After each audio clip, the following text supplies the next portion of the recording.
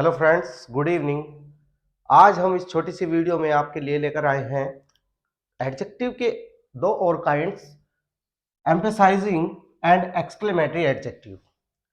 पिछली वीडियोस में हमने आपको जो अदर काइंड्स है एडजेक्टिव के, वो हमने बिल्कुल आपको अच्छी तरीके से समझा दिए हैं। आप वीडियो पर जाकर दे सकते हैं, चैनल पर जाकर देख सकते हैं। फ्रेंड्स, आज हम लेकर आए हैं एम्फेसाइजिंग और एक्सक्लेमेटरी एडजेक्टिव। पहला हमारा है एम्फेसाइजिंग। एम्फेसाइजिंग यानी एम्फेसिस। एम्फेसिस क्या होता है फ्रेंड्स? एम्फेसिस यानी किसी पर जोर देना, जोर डालना। तो उसी से हमारे दो एडजेक्टिव, ये जो एडजेक्टिव है एम्फेसाइजिंग एडजेक्टिव बना हुआ है, यानी किसी नाउन पर जोर देना, जोर देकर कहना किसी बात को, जिसका प्रयोग वाक्य में नाउन पर विशेष दबाव डालने के लिए किया जाता है, उसको हम क्या कहते हैं? एम्फेसाइजिंग एडजेक्टिव बोलते हैं। और फ्रेंड्स, ये हमारे कौन से होते हैं? ओन और वेरी। ओके, एग्जांपल्स में देखते हैं, एग्जांपल्स में समझेंगे। I saw him with my own eyes. I saw him with my own eyes. Friends, sentence ये भी हो सकता था कि आई saw him with my eyes, मैंने उसे अपनी आंखों से देखा। लेकिन हम किसी को विश्वास दिलाने के लिए, अपनी बात पर विश्वास दिलाने के लिए हम उस चीज को जो मतलब इस तरीके से बोलते हैं कि उसे, जिसको हम बोल रहे हैं बात को, उसे तुरंत ही समझ में आ जाए और तुरंत ही हमारी बात पर विश्वास हो जाए। तो इस तरीके से हम क्या कहते हैं? I saw him with my own eyes, मैंने उसे अपनी खुद की आंखों से देखा। अपनी खुद की आंखों से उसे देखा, यानी कि उसे अब विश्वास हो जाएगा। तो अपनी बात पर विश्वास दिलाने के लिए, अपनी जोर डालने के लिए किसी पर, नाउन पर, तो यहाँ पर जो नाउन होगी उस पर जोर देकर के बोला जाता है जब, तो वो एम्फेसाइजिंग एडजेक्टिव का कार्य करता है। फ्रेंड्स, ये ओन और वेरी, ये दो हमारे एम्फेसाइजिंग एडजेक्टिव हैं। इनका प्रयोग जब भी किसी नाउन के साथ किया जाएगा तो एम्फेसाइजिंग एडजेक्टिव कहलाते हैं। This is the very boy who has done it. यह वही लड़का है जिसने ये कार्य किया, कि ये वही लड़का है जिसने ये कार्य किया है।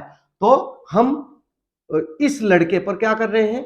थोड़ा प्रेशर डाल करके बोल रहे हैं इस नाउन पर, तो ताकि हमारी बात पर विश्वास हो जाए। This is the very boy who has done it, यानी यह वही लड़का है जिसने ये किया है, यानी ये कार्य किया है या ये किया है। Okay, this is her own pen. ये उसका खुद का पेन है, ये उसका खुद का पेन है। तो यहां पर ओन भी हमारा क्या हुआ? एम्फेसाइजिंग एडजेक्टिव हुआ। Friends, he cheated her before my own eyes. उसने उसे मेरी खुद की आंखों के सामने धोखा दिया, यानी कि मेरे सामने ही धोखा दिया है। ओके, तो यहां पर भी हमारा क्या हुआ? ओन। आई सा Sarika with my very eyes. मैंने सारिका को अपनी खुद की आंखों से देखा। तो यहां पर वेरी का भी प्रयोग इसी तरीके से हुआ है। फ्रेंड्स, तो ऑन और वेरी का आप मतलब समझ गए होंगे। और यहां से और आपको समझ में आएगा कि जो एडजेक्टिव ऑन जो होता है उसका प्रयोग अधिकतर हम किसके साथ करते हैं फ्रेंड्स? पजेसिव एडजेक्टिव के साथ करते हैं। पजेसिव एडजेक्टिव कौन से होते हैं हमारे? पजेसिव एडजेक्टिव होते हैं हमारे माई, आवर, हिज, हर, दियर और योर। ये सभी हमारे पजेसिव एडजेक्टिव होते हैं, क्योंकि ये क्या करते हैं? ये पोजेशन का कार्य करते हैं, किसी नाउन से संबंध दर्शाते हैं। ओके, माई, जैसे मेरा पेन, ये मेरा पेन है, तो मेरे इस पेन का संबंध मुझसे हुआ। तो इसी तरीके से ये सभी क्या कहलाते हैं?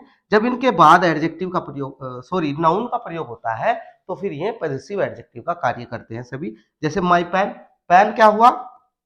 My pen. पेन क्या हुआ फ्रेंड्स? पेन हुआ नाउन, और ये हमारा हुआ एडजेक्टिव। और ये कौन सा एडजेक्टिव हुआ? ये हमारा हुआ पॉजेसिव एडजेक्टिव। ये हमारा संबंध इस पेन से दिखा रहे हैं।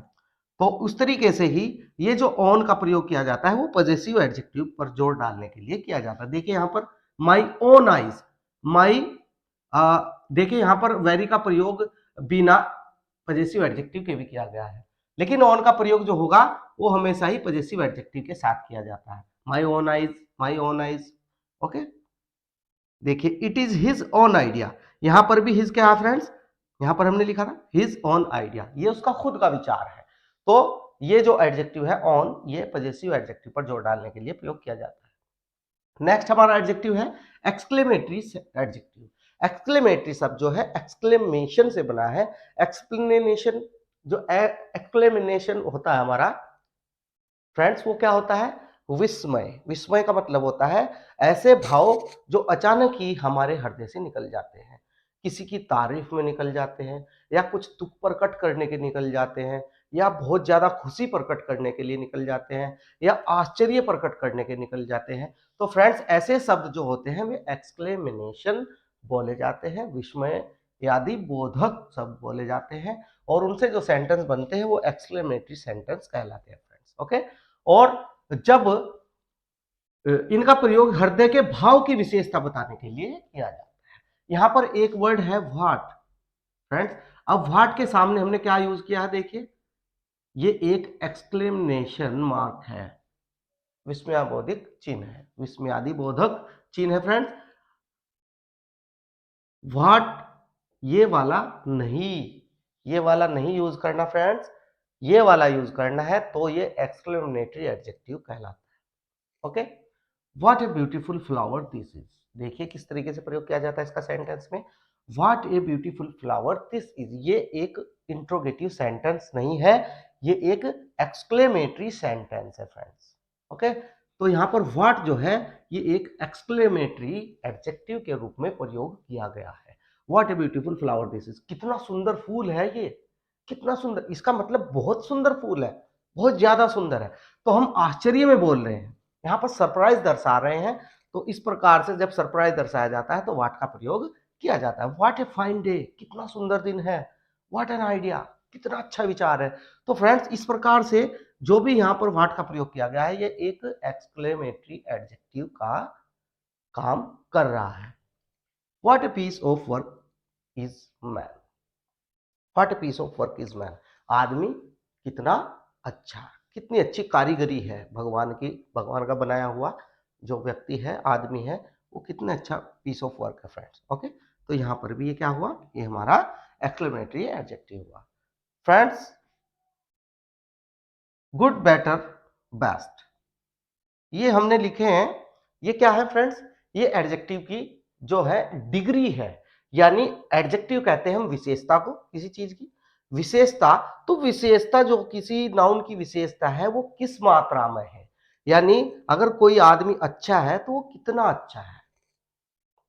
हम जो भी किसी नाउन के साथ यूज करते हैं एडजेक्टिव्स, उनको हम किसी मात्रा में यूज करते हैं, या तो सिंपल तरीके से, तीन तरीके से यूज होती है। एक सिंपल तरीके से होती है, एक कंपैरिजन में होती है, दो व्यक्तियों के कंपैरिजन में फ्रेंड्स, यानी दो व्यक्तियों के बीच जब कंपैरिजन किया जाता है तो वो, और एक होती है कि बहुत ज्यादा आदमियों के बीच से हम किसी एक को ही चुनते हैं, उसी को ही हम सर्वश्रेष्ठ बताते हैं या सबसे बुरा बताते हैं फ्रेंड्स। तो जब एक के लिए यूज करते हैं केवल, तो हम एक पॉजिटिव डिग्री का प्रयोग करते हैं, और दूसरे के लिए दो के बीच कंपैरिजन करते हैं तो हम कंपैरेटिव डिग्री का प्रयोग करते हैं। और दो से ज्यादा के बीच यदि हम कंपैरिजन करते हैं और किसी एक ही को ही सर्वश्रेष्ठ या सबसे बेकार बताते हैं, तो वहां पर क्या होता है फ्रेंड्स, सुपरलेटिव डिग्री का प्रयोग किया जाता है। एडजेक्टिव, कोई भी एडजेक्टिव यूज कर सकते हैं, मतलब अच्छे की भी, बुरे की भी, या और अदर एडजेक्टिव जो भी होंगी उनकी सभी की डिग्री इस तरीके से प्रयोग की जाती है। ये पॉजिटिव डिग्री हुई, और फ्रेंड्स ये हुई हमारी कॉम्परेटिव डिग्री, और फ्रेंड्स ये हुई हमारी सुपरलेटिव डिग्री। ये मैंने इसलिए लिखे हैं कि आने वाली वीडियो जो होगी हमारी, वो हमारी डिग्री से संबंधित ही होगी। हम आपको पूरी डिटेल में पॉजिटिव, कंपैरेटिव और सुपरलेटिव डिग्री के बारे में जानकारी देंगे। तब तक के लिए आप चैनल से जुड़े रहें, और यदि वीडियो आपको अच्छी लगी है तो वीडियो को लाइक करें, कमेंट करें, और फ्रेंड्स चैनल को सब्सक्राइब करें। थैंक यू, धन्यवाद।